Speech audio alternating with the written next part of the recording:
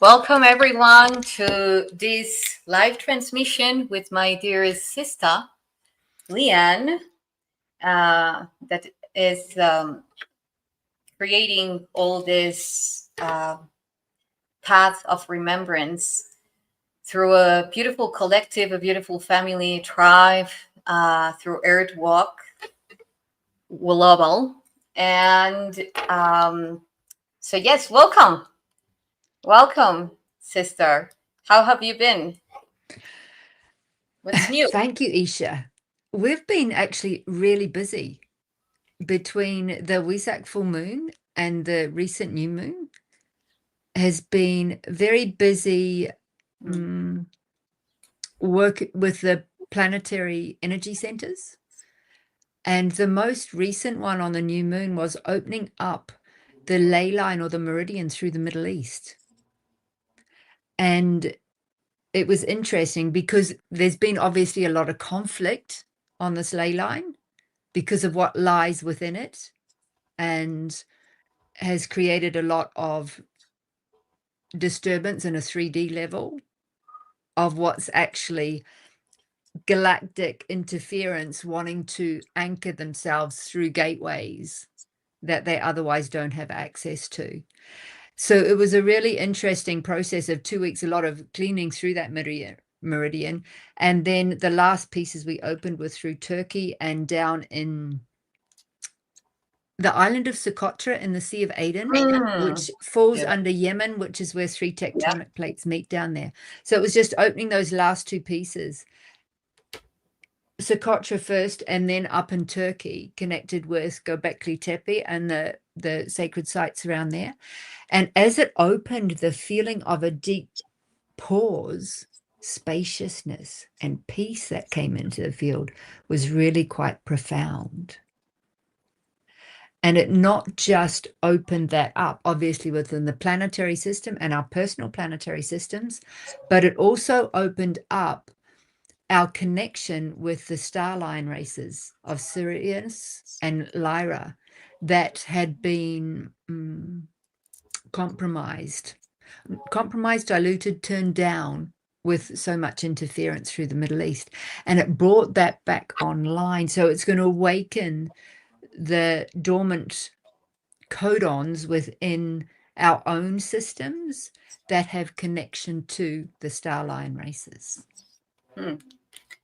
Yeah, now as you're speaking, you know that for me, when we talk about the DNA, it's a mirror to the space-time fabric. Every time that we are generating ripples in time or activating or deactivating sequences in our DNA, it's reflecting at a quantum level through the space-time fabric.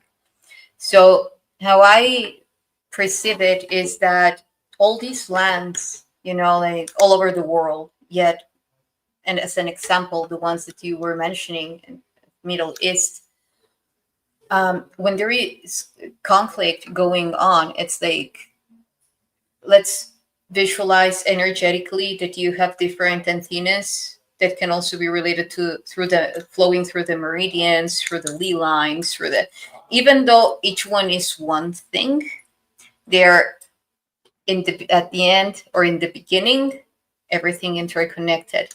So if one of these receptors is having decoherence or dissonance, then it starts to create, let's say, like shaking a beehive, and that can result even in affecting how the memories, which are the codes of that land, are coming through the collective awareness, therefore the perception.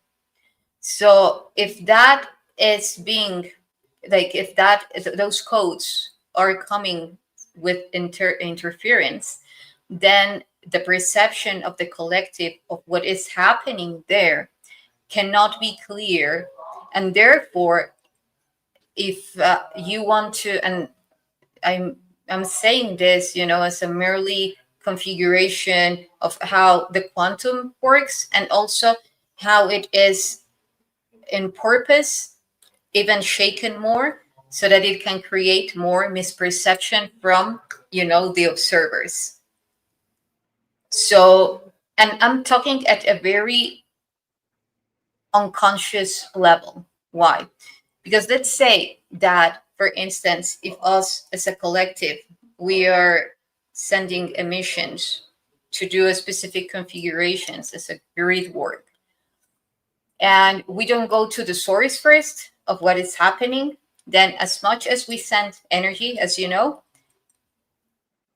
even though from our awareness we know what's happening, it will have shades of that interference. And that's why the conflict hasn't come fully to a resolution.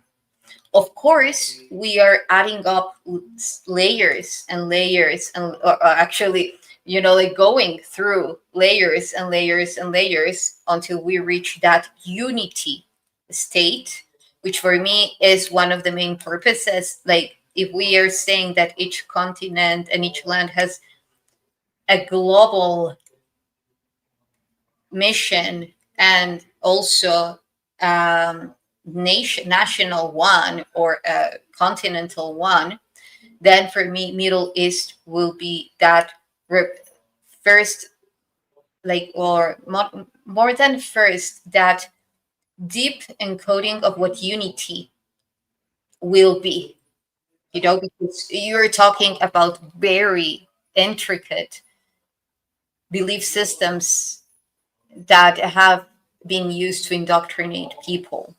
Not because the religion is the problem, no, but the perception and the usage in which it has been taken towards people's minds and um, ways of thinking, like manipulated, bottom line, through that knowledge, and through the fear of, like, that need of saving themselves from, because in the end, one of the, or in the beginning again, um well, this will be mostly in the end, the one of the core thread from which very specific factions and groups infiltrate through humans' consciousness is through fear. And then fear to die. That's the main fear, at many scales. And that's what we see in all those conflicts. But then again, if you now weave that to what belies under, which would be, for instance, let's say, all the artifacts that are being fought, that are inner ground, or like at an underground level, then all those artifacts are related to master or control time, and what is death if it is not the end of a cycle? And a cycle can be related to time as well. to that perception of time. So yeah, thank you for what you have done, what you are doing, and that what you will be communing with your trip to Egypt, which we were talking about last time that we had our live transmission. Because that's exactly like what I have been tuning into. That I even wrote something about that when I was tuning into the Quetzalcoatl's, like let's say that consciousness translated into a genetic upgrade, with the Christ um, consciousness. And I even could perceive in the film how it was being shown that first things will start to happen there, to open up, and then, different layers of evolution, coming from each continent, adding up their own thing, when it comes to a global um, um, work to achieve that new earth, to say it somehow. It's really interesting as you're sharing that. I'm looking at each continent has its own memory banks of our ancient history. It is actually stored within the memory banks of the continent. And when we're looking at that through our own embodiment and evolution, to be able to tap into it, obviously, within our own technology, it's a big, deep journey of excavating our conscious mind, our ancestral aligning, coming in, then deep work into the unconscious to actually unearth the distortion that's preventing coherence between our recalibration to our galactic architecture. And if it's stuck in the individual and it's stuck in the land, the country or continent, it's landlocked. We can't move it in either. But if it moves in one, then we can access it and move it in the other. And it's really interesting to tap in to this picture. I hadn't seen it before, how each continent has its own memory banks. And in the work we just did recently through our Guardians of Gaia gathering, there was real significance in what the land of Lebanon holds for us and what Armenia holds for us. And I even mentioned, I have a couple of Armenian sisters I met when I lived in Ethiopia years ago that I stay in touch with. Beautiful women, beautiful artists. And they said to me, did you know that we refer to ourselves as the children of Orion? I was like, no. Beautiful. But there's a lot of untapped ancient history of humanity in these lands that is waiting to be revealed, that's waiting to be uncovered, and that's waiting to be remembered throughout our systems and the conscious of the collective field at this time. Yeah, you mentioned Lebanon, you mentioned Yemen, and those are lands that they are intimate to some extent within my codes. And I love that you mentioned the island of Socotra, because very few people know about that island, and it's super important. It's super important. The codes that island holds, I can tell you that the level of purity are from the interstellar seeds or the galactic seeds that were planted in that land remain pure. Like because it has been barely touched. So, and there were a lot of galactic seeds planted there, and so it is a very interesting stage now, because all these places we see what's happening in Yemen, what has been happening for a while. And you mentioned Lebanon, like all these places in Middle East. And yet, we have Saudi Arabia that is like in a bubble, like there's, Yeah.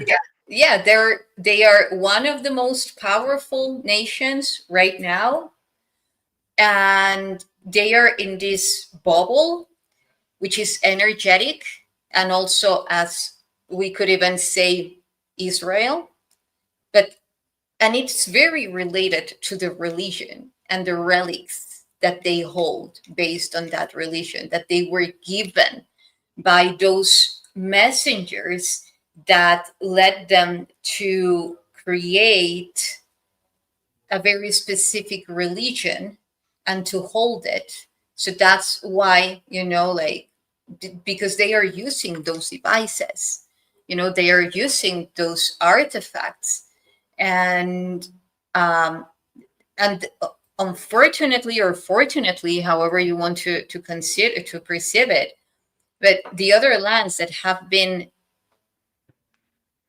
massacred, um, they have the devices, and they have huge anomalies in the land going on. That's why they chose those lands to place the devices there.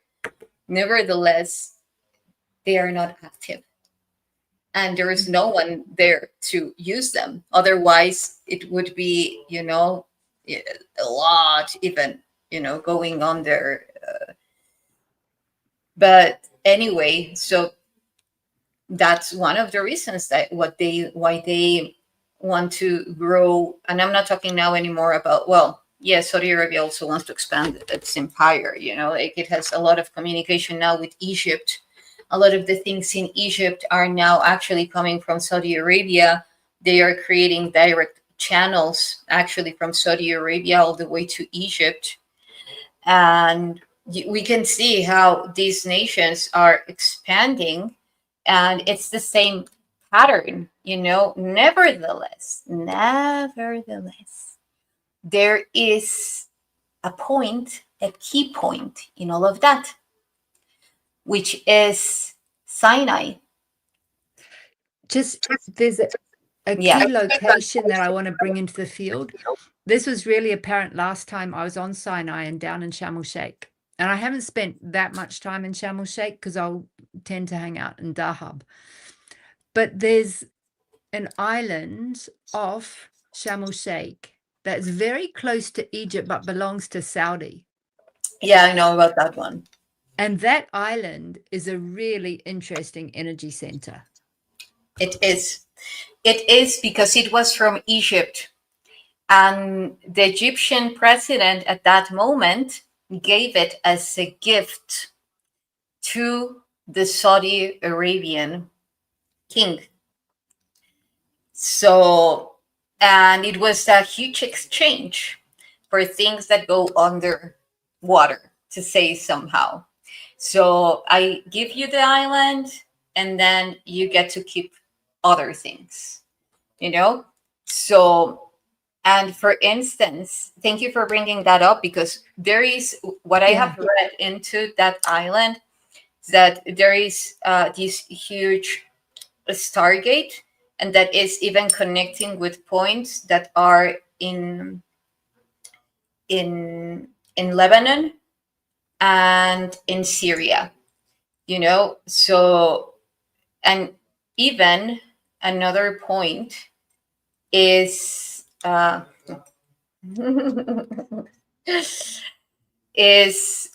just to mention Middle East, but there are other connections in other parts in the world, energetically speaking, at least, from that island. The name of that island will come. It's something related. We can look it up, because there's another piece that I feel to share as well. That's really significant. As you were speaking into that, it ignited Koyopa within my whole system, which is a bit like I work with the planet through systems through my body. So there was an opening when you brought that into conscious awareness, the exchange between Egypt and Saudi, that was obviously there was reciprocity in that exchange. What Egypt got, what Saudi got, was really significant. But the other piece that came in is, I don't think I've shared with you that I've been to Socotra twice. Oh, you haven't. Yeah, it's when I had my cosmic kick out of Africa, my conservation work, my 20-year relationship, and I knew I still had to be an acupuncture needle on the planet at different areas. Then a couple of guys I used to work with in my overlanding days were now operations managers. So I said to them, if you need any freelance guide for anything, please let me know. And I got asked to go to Yemen. And I just said yes. I didn't even know where Yemen was on the map at this time. It was like, say yes, find out the details after. Yemen, that looks interesting. It's saying here. Now, then you read the contract. And they said, we need you to actually lead a trek on Socotra. So we're going to send you out there to do a reconnaissance trip before you walk with the group, because it's really important you have your connections on the ground, you know where you're going, what you're doing. So I'm like, okay. And then they said, we're not going to send you. And I thought, okay. And then they say, oh, we are going to send you. I'm like, okay. And eventually I was flying out, and for whatever reason, we had to stop. The plane was on the ground down in the bottom, because we came from Sana. And while I was on the ground, nobody got in or out of the plane. The plane just got grounded before it could fly out to Socotra. And there was a whole lot of energetics going through my system. Once it had finished, we took off again, landed in Socotra, and here I am. I have no group. I'm on my reconnaissance mission. The local ground operator met me and said, we're going to take you on the 3-day hike you'll do with the group in 2 days. How's that? I'm like, I'm good to go. So off we go. And when we pulled into the parking lot, the last end of the road, where you actually had to hike across the island and through the Dragon's Blood tree forest, another 4-wheel drive. I'm sorry to interrupt you. For the ones that don't know what the Dragon Tree Forest is, the thing about Socotra Island is that the fauna and all the vegetation that is there is unique. You won't find it in any other place in the world. And these very special trees, when you cut them, their blood, their resin, is the color of the blood, is red. So that's the part of but why dragon?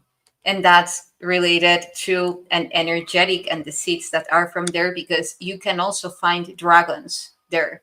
As reptiles, you can find, like these dragons. They are like yellow. Hey, spiritual goddess. And so, yeah, I'm sorry. Yeah, and the trees also look like the upturned end of a chakra. They're fascinating, absolutely fascinating. So we just pulled into the parking lot, and this 4x4 comes in a cloud of dust in a hurry next to us. And out jumps the meteorologist, because there's a meteorological station up on the mountain where we're going climbing, and the guide. And that guide spoke better English than my guide. And we started walking at the same time. So I was just walking, chatting with this other guide, this Yemenis guide. And he had just come off a trek with a whole bunch of German scientists. Okay. And this is when I found out that on Socotra is the largest cave system in the Arab nations, in Arabia, out there, which we visited later as well. And deep within this island are caves and tunnels. And on this walk that he did with this group, they found a boat that they couldn't even carbon date, that was so old, right down in water deep within the cave system, as though it had been taken there and something had moved and it had been stranded there. Yeah. And this, he said, is also connected with the crystal skulls. It's so interesting that you mentioned this, because I have always read that There are two ways to decode, at least, like just to summarize it, to decode the language of the, in this case, Enki, when he talks about the Apsu. Like this this nature, this divine nature of what we would say the plasma field. Like they would extract plasma from the field for their technology. And another one is actually a physical place where the energetic current in that, geologically speaking, of that land, has a bigger amount of plasma going underground, because actually the plasma that is underground, it's not that deep, depending on the anomaly of the place, depending on the electric current of the place. For instance, if you go to Giza Plateau, you will find the plasma, like outbursting, like now they have discovered in the Giza Plateau. If you go to close to Alexandria or Alexandria in Arabic, you will also see in Taposiris, like all the plasma spheres and field, like coming through the soil. And this also, so this was something similar to what I read into that land, that island of Socotra, that it was this place, one of the places that they would abstract directly that Apsu, and they would use it for different purposes. Whereas if it's genetic purposes, if it is technological purposes. And it makes sense, because if you say that it's the epicenter of the underground caves, the cave system, you said, that's the exact word that you used. Within the cave system is where the three tectonic plates meet, right deep down, and this is where the boat was found. So like it makes completely, it matches perfectly with what I have been reading and what I remember, because from there they would be interconnecting, like, and sending off, and here and there, all the plasma that they would be having and extracting from those caves. Because actually from those caves, what I'm also reading into is that there is, of course, another tunnel system that is interconnecting, like, of course, all the caves, and that connects to even a deeper layer of the earth. And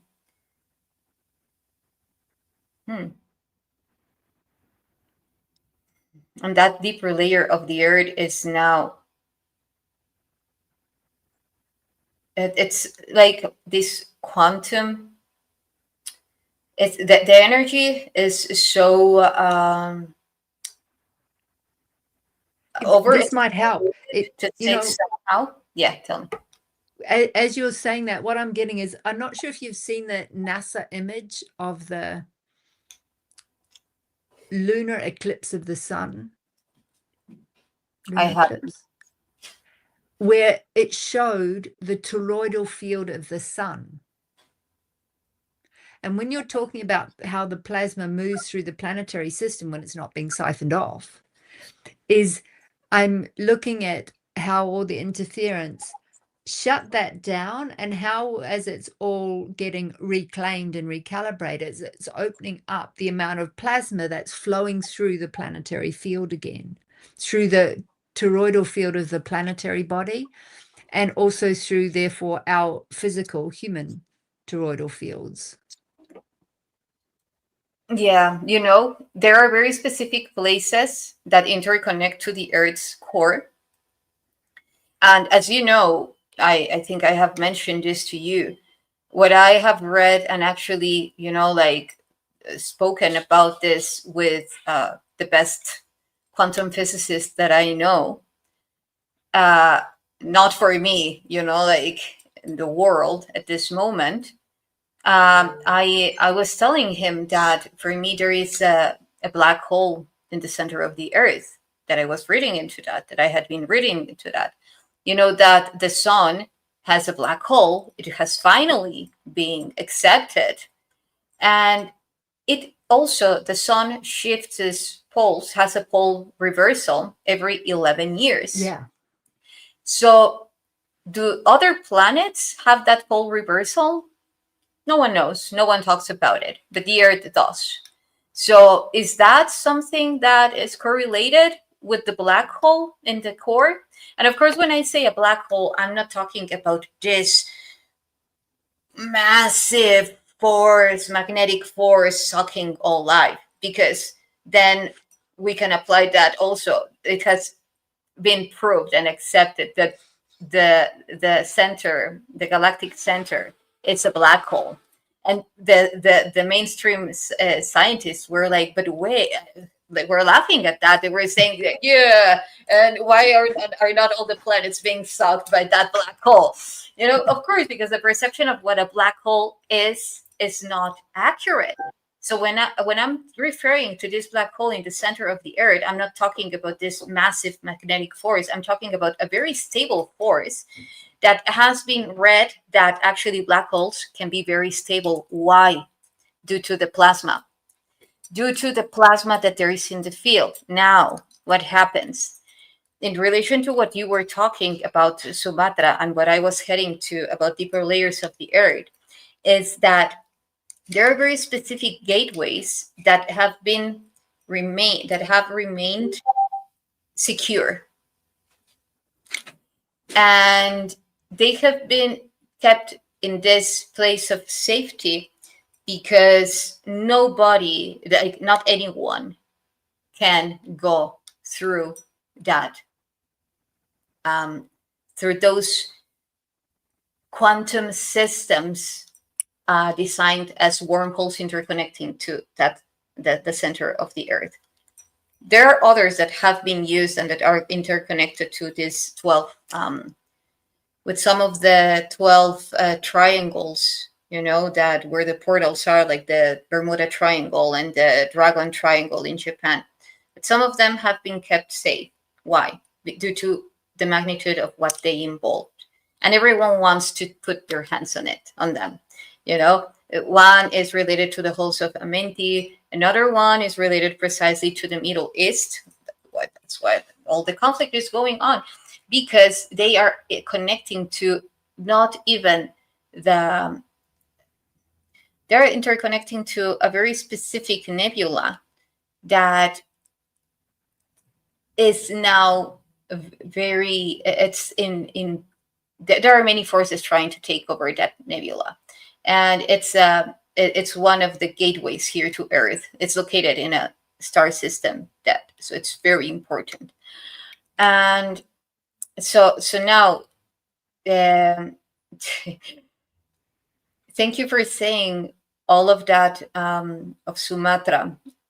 It's funny. I ordered a Yemen crystal, and it arrived like a week ago, and I was wearing it yesterday here, and it's like this big, and it stayed. I just put it in my third eye, like this, beep, and it stayed, and it's heavy, and yeah, you're right. It doesn't surprise me at all. So thank you for bringing it. It's calling. And just before letting you speak, I just want to mention one thing more. When I was talking about, or I will already be moving to Sinai, do you have anything else to say on what I was talking about? Just that when you refer to the black hole, to me, it represents a source of creation. And it was really interesting to do a lot of the recent planetary work since the YssaH full moon, before it, and since it really for sort of in the period of the last 2 months, that what was being opened through apertures, there was 7 apertures, and they're opening externally, internally, or internally, externally, through the source field, the universal field, the galactic, solar, planetary, inner Earth, and the core of source in the heart of Gaia as well. Or they'd be opening from inner Earth first out through the core of Gaia, the black hole in Gaia source in the center, through inner Earth, through planetary, solar, galactic, universal to source. So they were opening whichever direction they needed to come into their fully functioning systems again. And when we relate that through our physical embodiment and evolution, this is why it's so important that as we start to recalibrate and reconnect to our galactic architecture, our memories, our off-planetary access, we really must go in. Because if we do not go in while we're going out, we become a health hazard to ourselves and others, where we will literally blow out our physical structure. What is ascending is our physical bodies are ascending and evolving into their crystalline nature. If we weren't born in the last few years in it, we have to ascend the physical body to meet the architecture of our multidimensional selves and its crystalline structure, which is an actual descent of consciousness into matter. Exactly. So there was a lot of emphasis in our recent gatherings on our personal practice, our physicality, diet, exercise, nutrition, and really how do we best take care of our earthly vehicles once we are operating or as we are wishing to reconnect to our galactic nature. Yeah, and I love every time that we touch this topic because, for instance, like everything is pointing out there is a lot of people like trying to escape from the body, and actually we can even see it in the descent of Inanna. Like if we see it as an encoded form of expressing all those things, and it's just one example, like everywhere that we see that they are telling about the illumination, the process of illumination, they always say like going through this state where you remove all the layers of illusion that deviate you to recognize and acknowledge who you truly are. Because the idea that has been implanted is that humanity is stupid, they cause a lot of problems, they really don't know how to behave. And yeah, there is part of it. Of course, there is part of it because throughout humans' evolution, there has been, like all the shades of evolution. However, what happens when you're trying to raise a child? If you focus on the bad things, energetically, the child is picking it up and replicating that. Whereas if you focus on the virtues that the child has already awakened, then it will receive that field and magically quantumly be picking that up and actually be focusing and manifesting and developing and enhancing all those virtues, because the power of our thoughts is impressive. It's impressive. So for instance, one message that I have been receiving that goes at many layers is, we are here for you. So if we apply this to what we are talking about, is that the idea of absence is that just an idea. If we focus our energy on that, then we are creating that reality, because we're so powerful that we could manifest that. We had at some point. So if you focus on your attention, your coherence in that aspect of falling in love with yourself, then the body is upgrading already. The DNA is upgrading naturally. You just need to allow it to be, and peace up, and allow yourself to be your ally. And from that alliance, see what your body has to show to you. Because the body is a perfect tech that if we explore, if you explore, you will fall in love. Yes or yes. It's like seriously. So I love when and thank you for doing that, because that's part of that new age movement that came through, just escape from it, and actually that's the hook. That's the hook. We have a beautiful timeline where we already have our DNA upgraded into its galactic full potency. And the life extension is growing higher and higher, besides the treats that technology is already offering, like med beds, and where are we heading to with this? And precisely what I read is a luminous body, a luminous DNA, breaching into ourselves from other dimensions, ninth density, seventh density, eighth, you just name it. But to get there needs to be unity. And a huge master to unity, or for unity, is our body. Yeah. It is, and it requires death. And a lot of dying, and again, the first dark night of the soul is often like, oh my God. But then you find out there's actually more. they don't tend to last quite as long as the first one, and you don't resist them so much. And there's actually a stage where you get to another death. It's like, welcome it. And that's where death becomes the ally and actually gives us liberation into life, and to the aliveness and the absolute beauty and pleasure of fully inhabiting these sexual and sensual architecture of the physical body. While we're walking this earth, we get to make love to life, which is such a delight. Yeah, because humanity is not the problem. The human body is not the problem. The problem is the layers of distortion.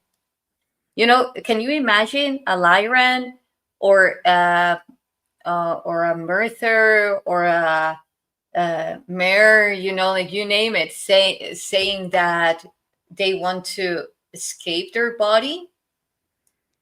They perceive it in another way. They perceive it in communing the different versions of themselves, and even feel happy about it, like communicating in between them, and knowing that each expression of themselves is highly important, because we have the power of not being imprisoned in one reality. Everything comes through perception. And I was saying this in the previous show that I was doing with this amazing friend that has such a majestic power. We were talking about this.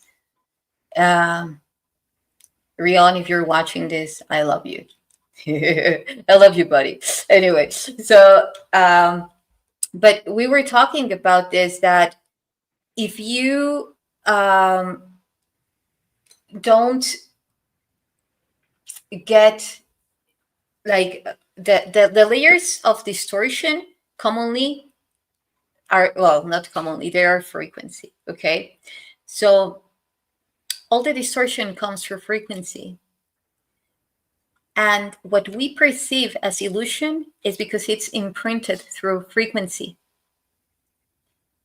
440 hertz, many ways, blue light and so forth. That is what's keeping that form of perception and time. So as soon as we align all that, we will be acknowledging, or even before, that we are in the 4th D and already moving to the 5th D, 7th D, like seeing everything that was like constructed through the 6th D, and then moving forward, because we will already be creating that transference of consciousness with the versions of ourselves that are already in those densities, and unifying that holographic body. Because I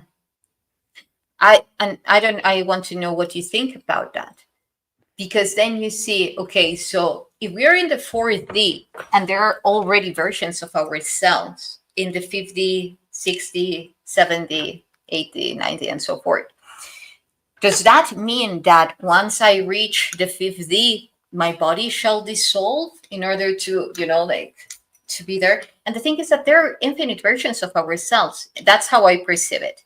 There are different versions of ourselves in one dimension. Why? Because there are infinite field of realities within the quantum. So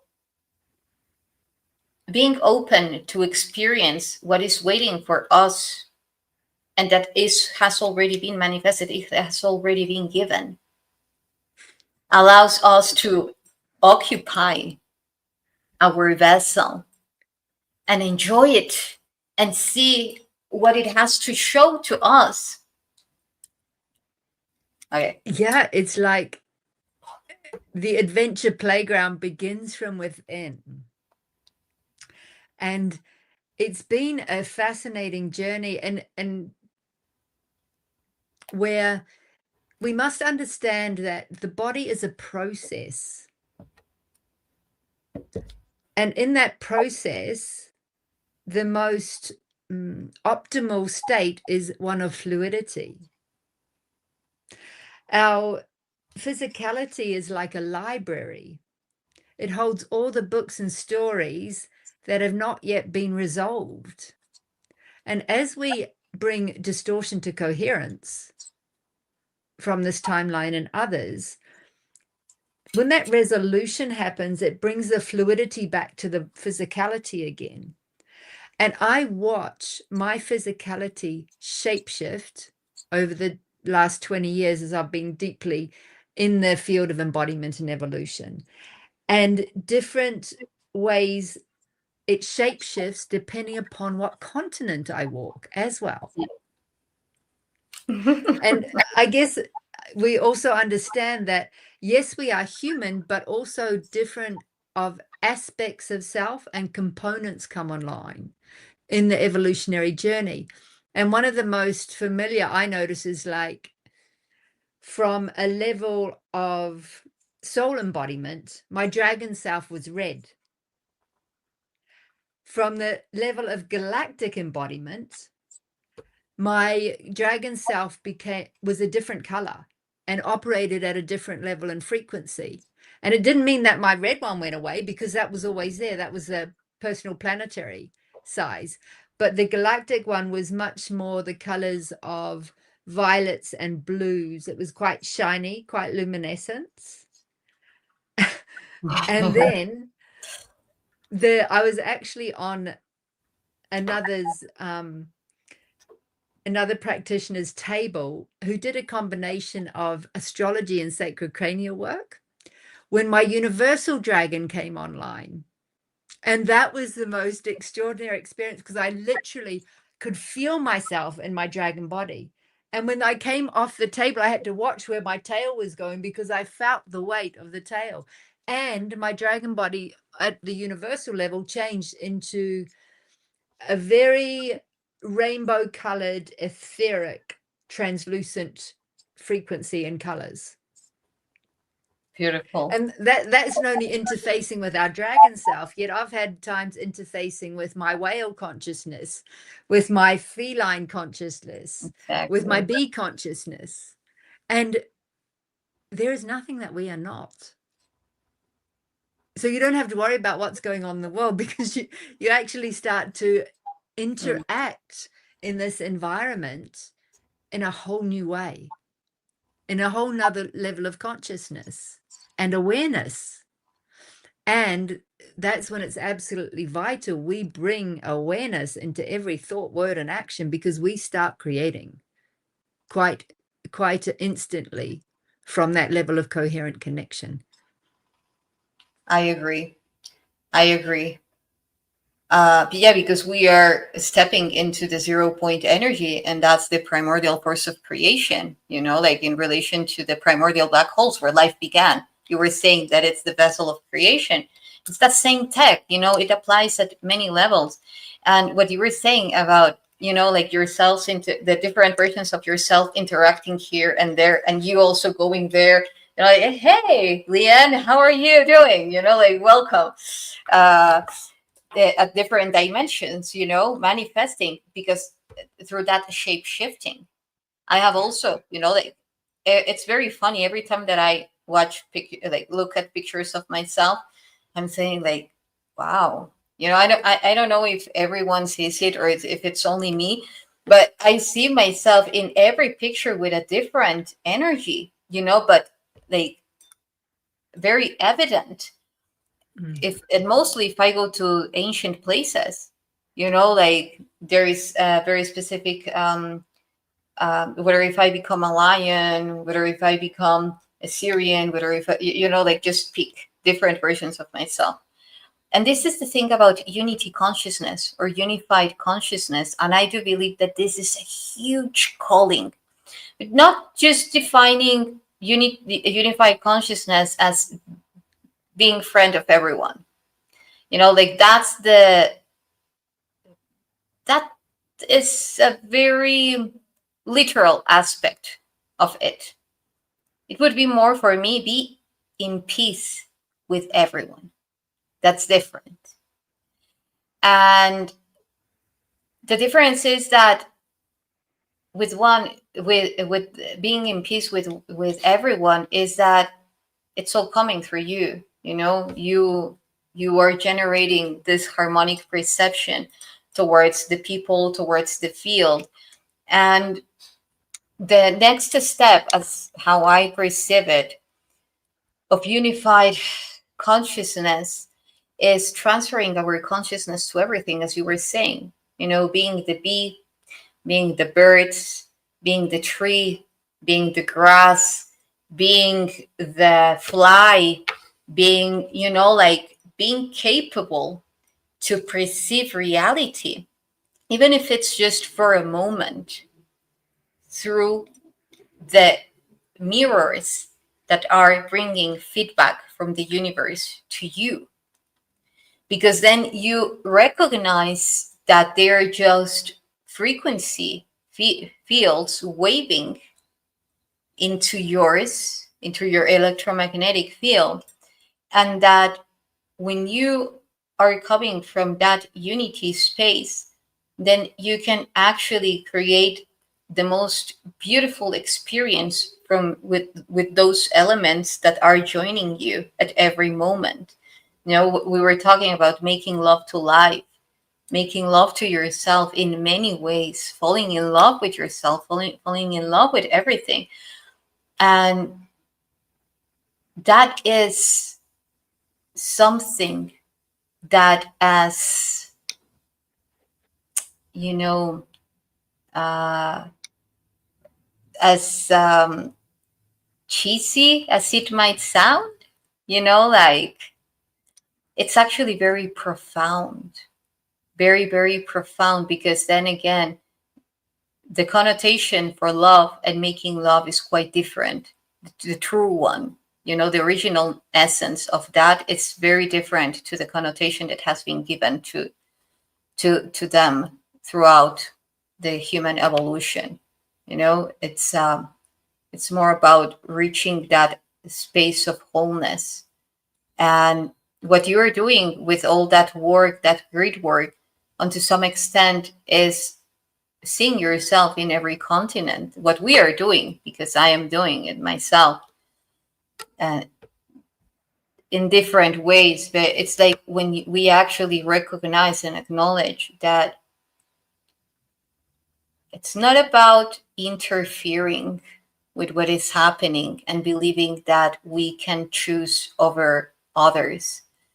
It's more about connecting with the codes of that place, of that person, of that, whatever, that are within me, and correcting what it's needed to be corrected within me.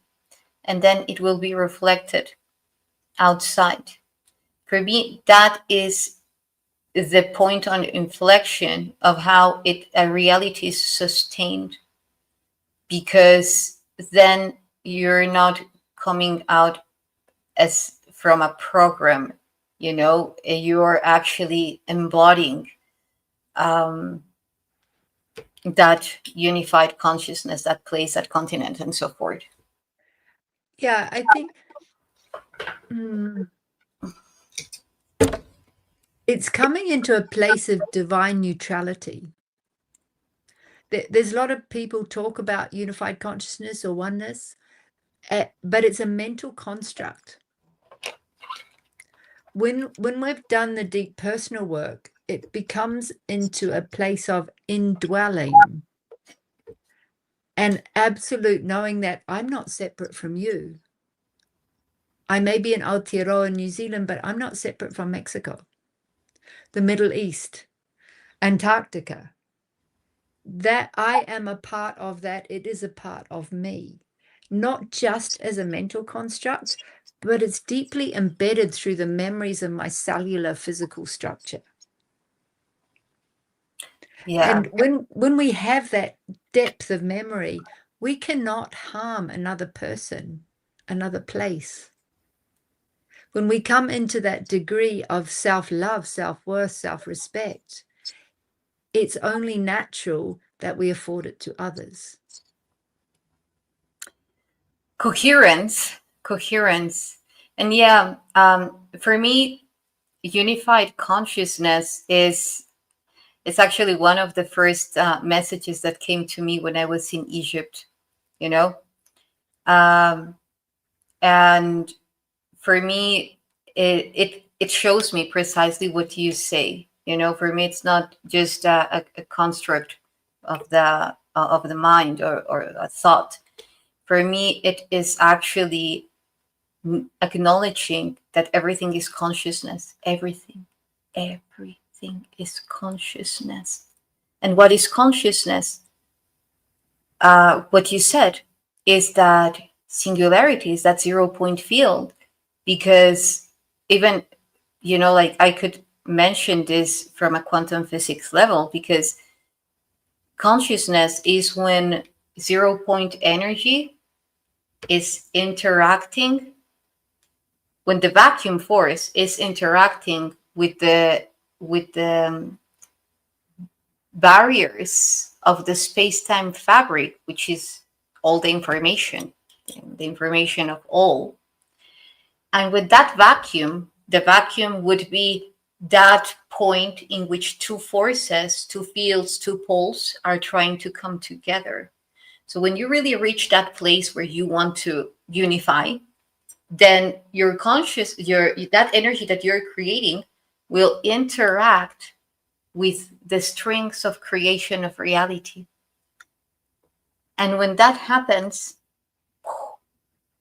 call it epiphany, call it surrender, call it whatever you want to call it, that 0-point energy is created. And you reach that state of being everything and nothing. You are. And when you are, it's like, for instance, the parents, or, when you have friends, or who do you prefer? This or that? I love you both. You just deal with it and resolve it. It's a very mundane form of giving an example, but I think that is because it's like the source. The source doesn't have any. It's impartial. It's not okay. No, this team is playing. That team will win. Doesn't care. As long as you're doing your thing, it's all about the effect of what you are emitting, the feedback of the universe. That's how I see it. It is. And on that path of embodiment and evolution, it requires, evolution takes the time it takes to align. And to align to our multidimensional self then requires maintenance. And that maintenance is maintaining divine neutrality. If we don't have divine neutrality, then we need to have a look within and resolve why we're biased to come back into divine neutrality. And the other part I found with it is, if there is distortion in the field, I feel it deeply through my physical body. I'm like a neuro mirror of whatever's going on in the field. So if I feel distortion, if something's out of alignment, I I can speak it. But I actually have to speak it, because if I don't speak it, I can hardly breathe, because it's disturbing the coherence in my own system. And I can speak it without attachment, not having to fix anything or make anything right or wrong. But if there's something in distortion that needs love and truth and brought to consciousness, it's a really interesting role to be able to find that. And I found it very difficult in the beginning, but now I find it better so long as it comes through my heart. In the frequency of love, I can share that truth with non-attachment to outcome, and it's freed from my system. What people do with it, it doesn't matter. But then it's no longer. Are you feeling? Yeah. Are you feeling it in the back? Yeah, it's like it's no longer stuck in my system because I gave voice to it. Hmm. Yeah, it's a beautiful way to actually put out what you're feeling in, because that's part of the process of aligning the body to a higher frequency, to move the energy that needs to be moved. And sometimes that energy that needs to be moved can be translated in many ways. Sometimes it comes unconsciously, sometimes it comes consciously, and that part of detachment is actually even detaching from the thought of what it is. It's just being that energy, that energetic flow, and allowing to keep on expanding that harmony. And speaking of which, that topic of the DNA, when we were talking about luminous DNA, one of the things that I perceive is that in order to embody that luminescent genetic, that luminescent genetic, it's very important to release fear, to not being in that state of fear, having transcended that that idea that we were talking about earlier, the fear to death in a symbolic way or even in a literal way, because it's just a test, and because, for instance, if we want to access through those gateways that are so pure and that reach in this reality to, I'm not saying like we already are experiencing, I'm talking about, like projecting our physicality, like all our body to different dimensions, back and forward, not only our consciousness, but our physicality.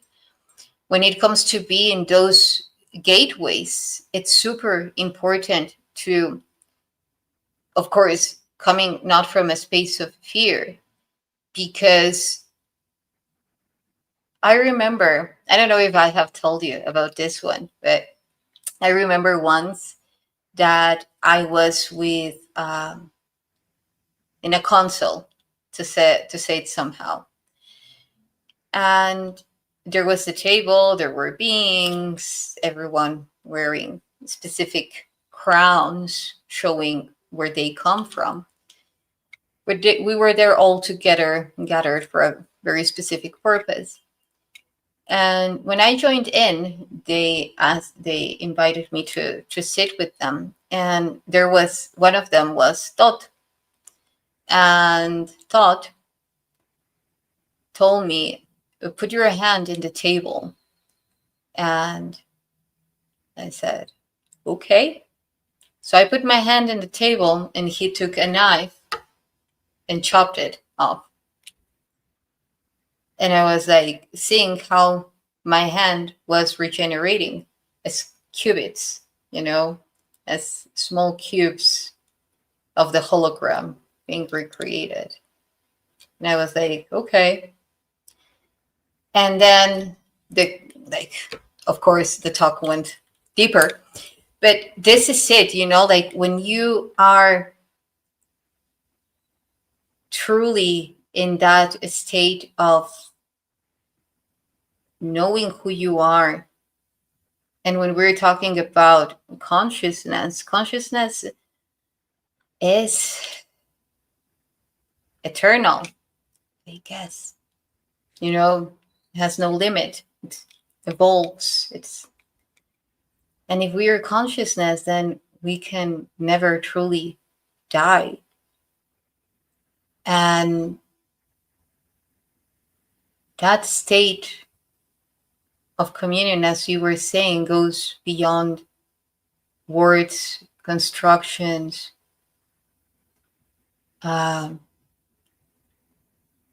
It just comes into a point that whether if you read your field and it is echoing from deep within, then you know that everything is fully active and open. There is no interference. It is just coming from deep within and echoing within all the versions of yourself and far beyond. And that level of, to hold that level of energy constantly, not just from time to time, that is a beautiful quest, isn't it?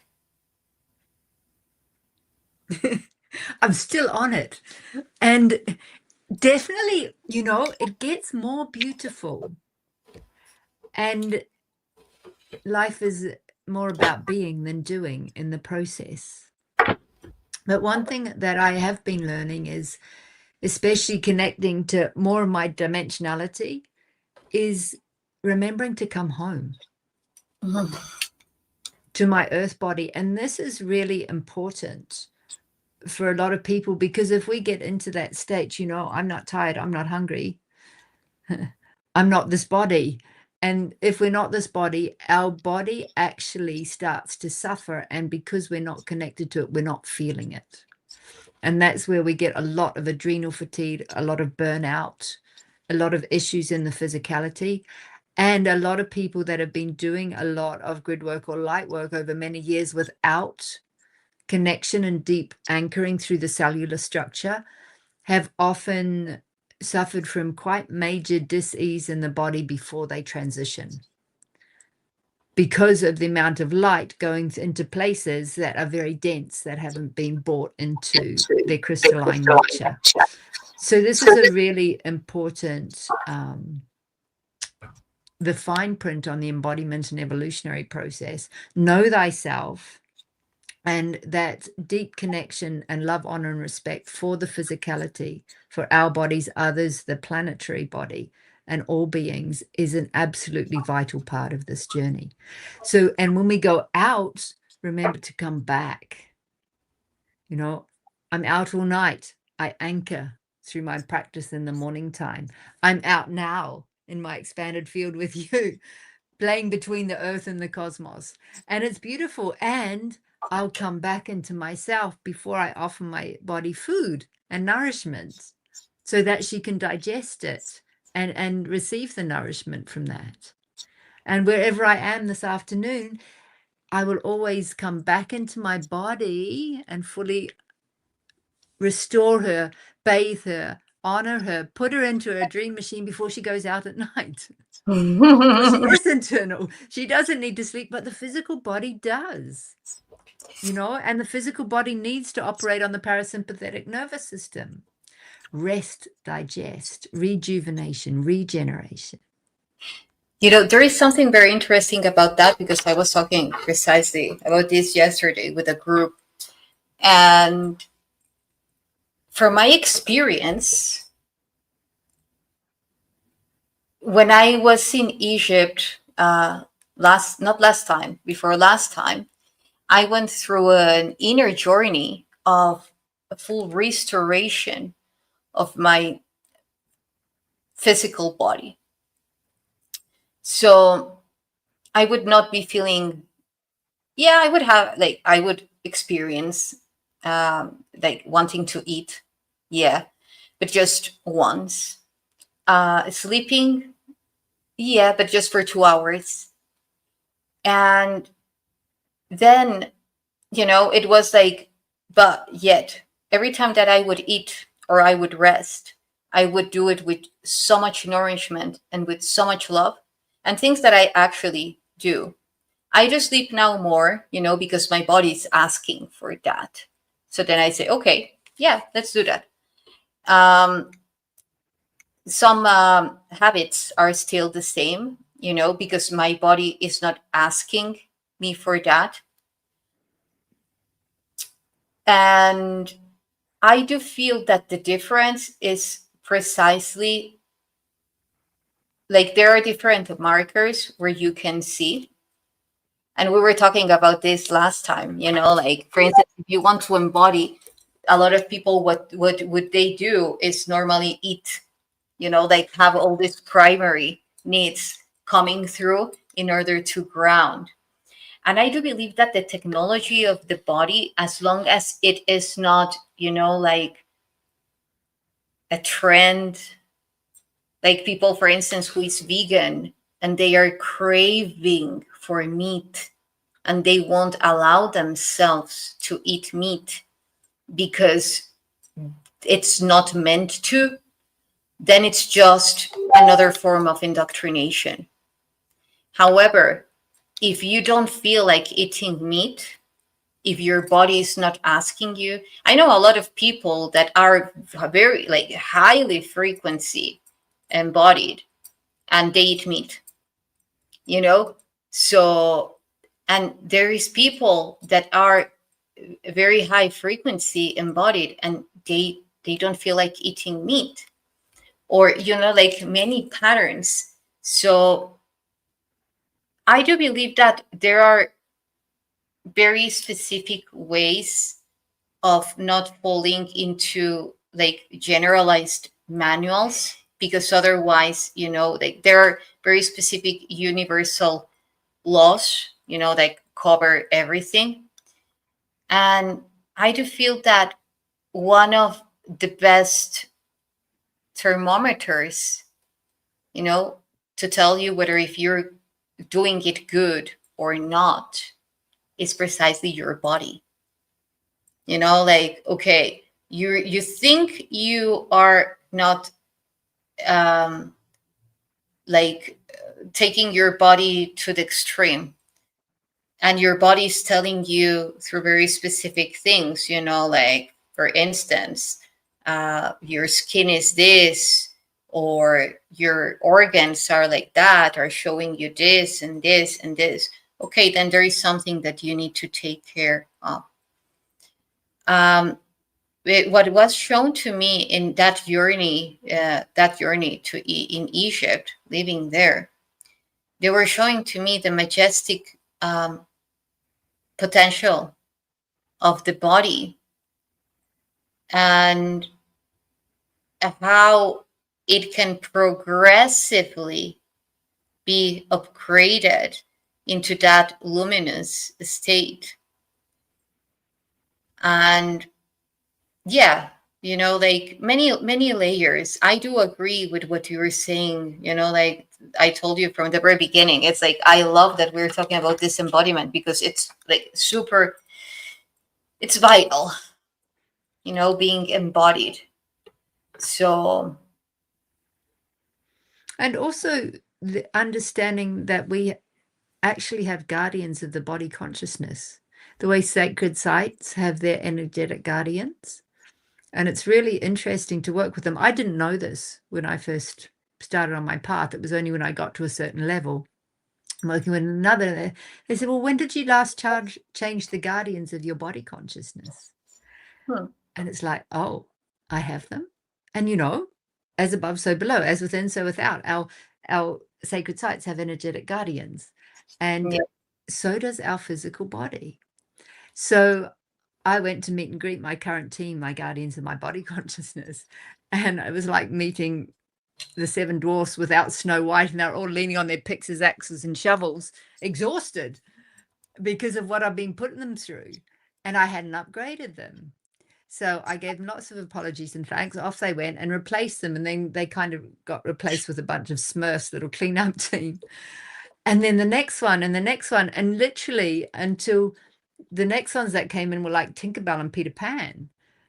The frequency of them was changing of them. And this is the way they were presenting through the filters. And then the next lot were literally just orbs. So Wow, there, as beautiful. my frequency that I was stabilizing in my embodiment and evolutionary journey was being met by the guardians of the body consciousness. And we actually have communication with the guardians of the body consciousness.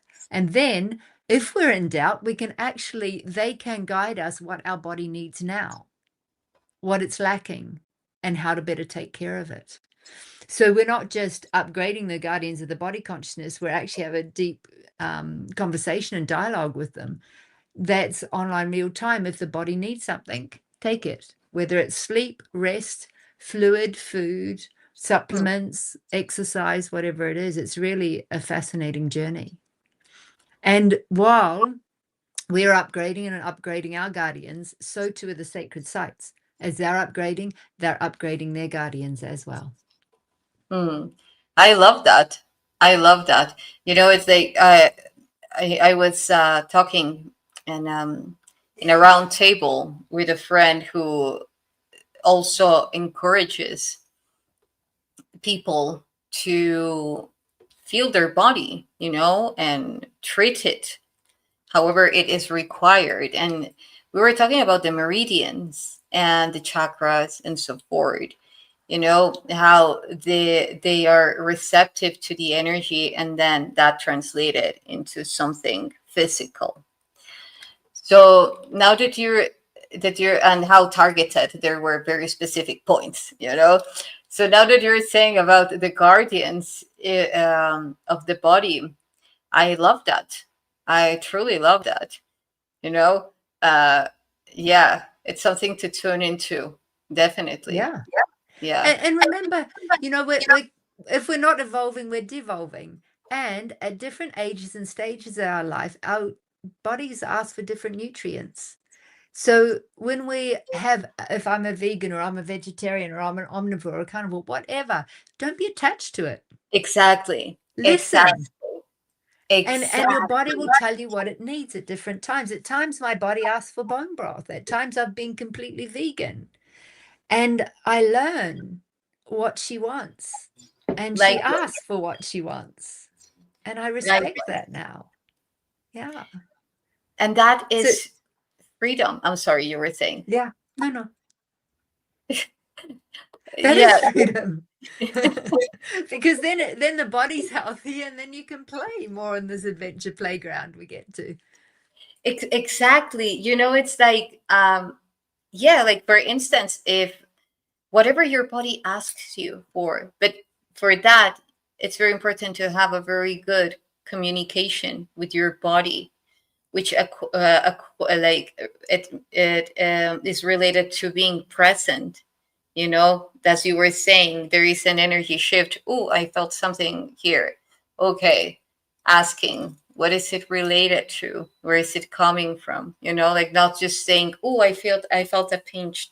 Okay, so as I was saying, because that's mostly what happens.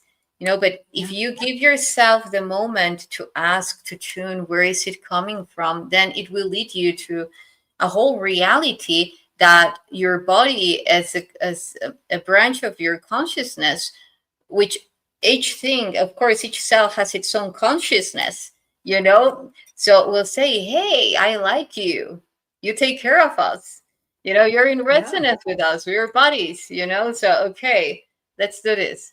Yeah, it's super important, super It important. is. And I live in a pain-free body that has easy access to a lot of koyopa and ecstasy. And if I feel discomfort in my body, I pause and ask those questions. Is this personal or is it planetary? And Yes. resolve distortion, bring distortion into coherence, and then the free flow of life force is resumed. Yeah, and you can also even take into consideration planetary or interplanetary. Yeah. So it's one of the beauties of being a multidimensional being, right? Yeah, you don't know if you're going to sleep through the night and be out or in and out or where it might be. I Yes. had a good hour and a half or so work last night, and that's part of birthing a new root race of humanity with their full spectrum of active DNA. You know what I'm feeling? You tell me. Just luminous, just before going there. Um, yeah, perhaps even we could share about the luminous DNA architecture another time, because it's extends. Yet I would love if you may, like, we share a couple of words of gratitude to our body, so that the audience can listen to this, and perhaps practice themselves at some point. What do you think? That's a beautiful offering, maybe to close this journey, because it could go on forever, Yeah, for we I are know. eternal. Yeah, now we have another topic to talk about. Yeah. So, yeah, how do I talk to my body? I love you is the most common she gets from me. And to come to that place of I love you, I've had to say sorry many, many times. I've had to apologize from the way I have treated my body from different levels of unconsciousness. How I have overridden her truth. I've bypassed the wisdom of my somatic existence. From everything from engaging in lovemaking when my body said no, Hmm. to being raised in a family where mind over matter, and pushing my body beyond her limits so many times in the name of planetary service. Well, I'm sorry. That was a dysfunctional thought form, belief, and pattern of behavior. We may be here in service, however, we are in these physical vehicles. And if we can't make it to the other side of the planet, somebody else will get called in. And wow. And the more I've slowed down and come into the presence of indwelling my body, the more beautiful life has become, the more pleasure, and the more playful. That's and beautiful. I am so grateful. That's so beautiful. Thank you. Thank you. And so important, the way that I talk to myself, to my body, to my biology, is, as you mentioned, something very important. First is forgiveness. You know, like asking or saying sorry. You know, that's sorry for not acknowledging the value of it, and that it is one of the most magnificent allies that I can have for seeing it through the eyes of everyone except mine. And when you get to that space where your biology smiles, because it does, you know, like I talk to my mitochondria, to my cells, to my neurons, and we have beautiful talks, and we have very profound exposures. You know, they show me a lot of things. And in that value and love that I feel for my body, for being here in this vessel, and experience through it the beauty of a reality that I chose to be at, for as I know what it truly is, and we are remembering it together. It is allowing me to remember. It is making me remember its greatness day by day. And yeah, I love it. You know, it's like, I'm so grateful. I also love to hug it. And I believe that it's that communication, because then you're creating that relationship. And, you know, it's one of the most beautiful relationships that we need to take care of, because it's due to this body that we are here at this moment, you know, and that will be in another reality at another moment, you know. So yeah, I love what it shows to me now, and I'm willing to see what it has to show to me later with this path of co-evolution and co-creation. Yeah. Yeah. It is. Somebody once said to me very early on in my journey that really supported and said, do you ever talk to others the way you talk to yourself? Wow, that landed. And that's when I started rewriting my dialogue with my body.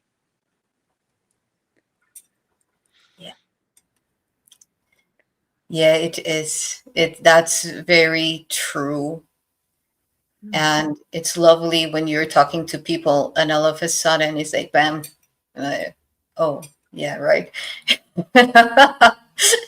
Okay, yeah, this. Yeah, I think we are a wonderful race, and I'm truly, truly, truly looking forward to continue witnessing and participating in everything that is unfolding to rise as rise as this magnificent Homo luminous, the next root race of humanity. yes. You know, this is the moment when that vision of myself in ninth dimension, ninth density is like, yeah, this is it. You know, this is the moment. You know, and all those interactions, and it's so exciting and so grateful for everything that is presenting at every moment in many layers to reach that level of coherence that allows us to continue embodying our true essence. So, and playing through it, which is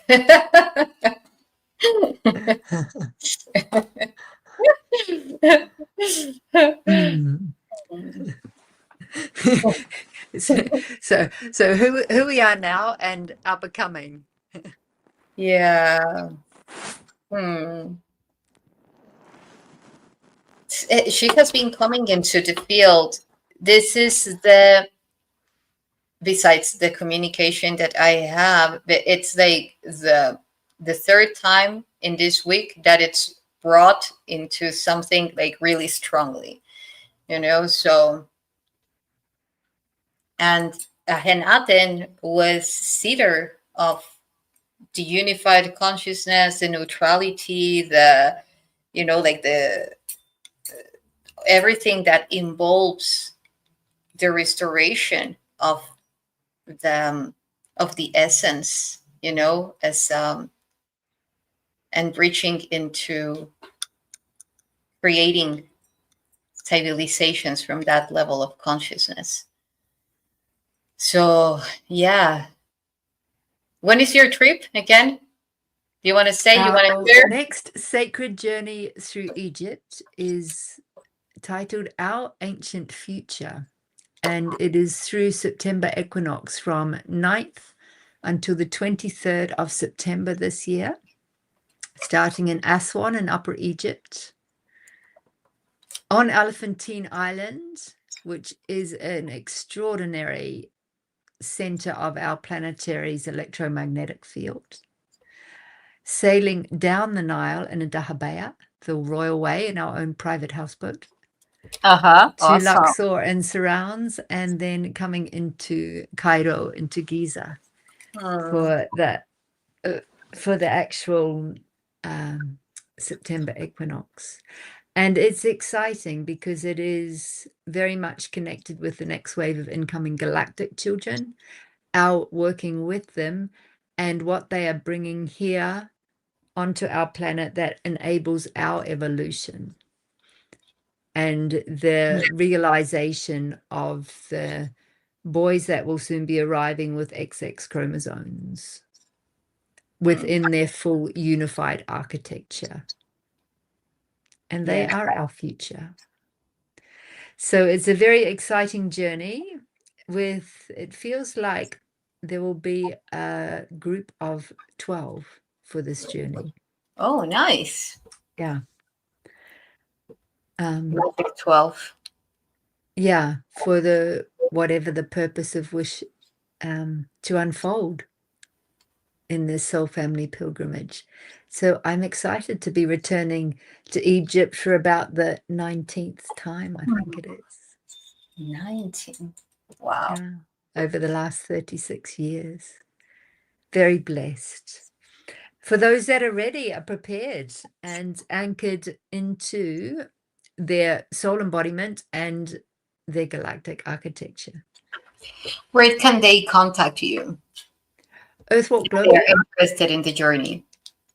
Earthwalk Global website. There is also a Facebook page for Earthwalk Global, and perhaps I will share with you the links in the information on the YouTube recording to find us. And for those that are ready to level up, I also work with one-on-one mentorship. For those that have plateaued in their embodiment and evolution and know there's somewhere further to go but need support unpacking that's what's not theirs in reference to galactic interference and AI space junk, so that it can recalibrate into a safe and secure pillar of our new Earth. Beautiful. Yeah, I highly recommend what my beloved sister has to offer. She's an amazing being in many scales, an amazing human.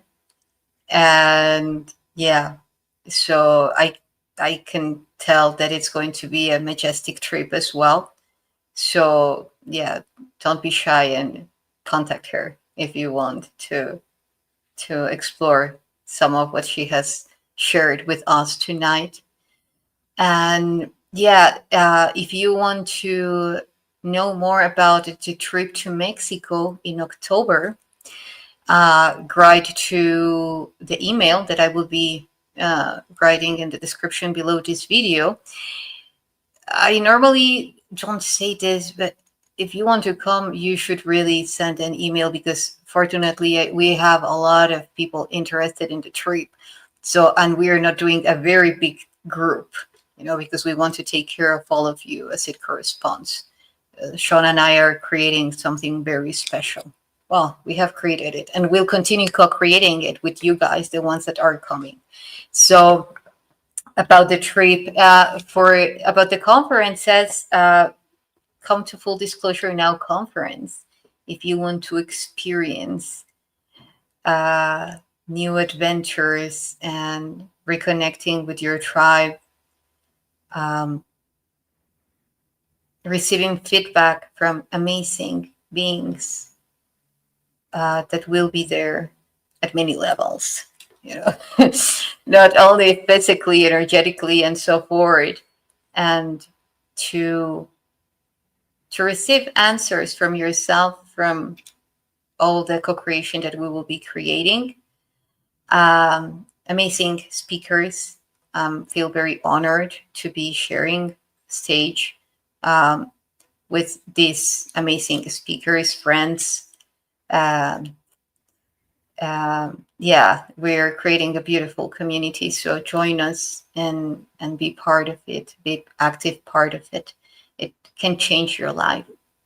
As these trips, they sometimes you might say, later. From my experience, I can tell you that yes, we are multidimensional beings, and we can connect telepathically and energetically with other places without going there physically. Nevertheless, if you have the opportunity to be somewhere physically, it's something beautiful to experience. It's different. It truly is different. And the way that you perceive, that you sense, and so forth. So, and to the alien event, well, there will be upcoming news for, well, yeah, another. Okay, the alien event in September, Las Vegas. It will also be amazing with beautiful and very powerful speakers, a lot of sharing, very important topics. I will be giving 2 presentations. One of them is a workshop. So we'll love to share activations with you. I will be sharing in all of them activations. So yeah, really looking forward to move it, to make it vibrant, and in a beautiful way for you to integrate or restore whatever you need to for your highest evolutive purpose and for all of us. And yeah, upcoming news will be there also for October, besides the trip. That will be upcoming soon, not yet. Anyway, thank you, beautiful sister. I love your accent. I just love it.